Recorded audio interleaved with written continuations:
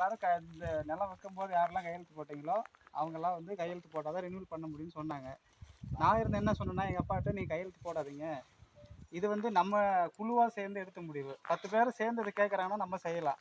தனிப்பட்ட முறையில் அவங்க நோட்டை தூக்கிட்டு வந்து கையெழுத்து வாங்குறாங்கன்னா அது வந்து நம்ம செய்ய முடியாது. அதுக்கு நோட்டோட பேக் சைடும் ஃப்ரண்ட் சைடும் எதுவுமே எழுதலை, வெறும் கோடு போட்ட சீட்டில் மட்டும் அந்த நோட். அதான் அந்த குழு நோட்டு தான். அந்த குழு நோட்டில் ஒரு பக்கத்தை மட்டும் எடுத்து கையெழுத்து வாங்கிட்டு வந்திருந்தாங்க. ஒரு 10 பேருக்கு மேலே கையெழுத்து போட்டிருந்தாங்க. அப்புறம் கையெழுத்து போட்டு ஆதார் கார்டு ஜெராக்ஸ் கேட்டாங்க. நான் கொடுக்க முடியாது, நீங்கள் எங்கே வேணாலும் போய் சொல்லுங்கள், இல்லைன்னா எல்லா குழுவும் ஒன்றா சேர்த்து தீர்மானம் போடுங்க, 10 பேர் கூப்பிட்டு போடுங்க, எங்கள் அப்பா வந்து கையெழுத்து போடும் அப்படி சொல்லி அனுப்பிட்டேன்.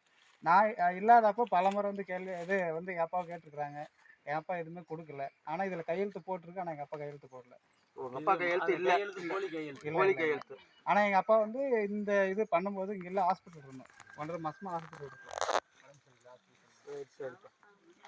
அடுத்து முக்காசு ஆள் இல்லை.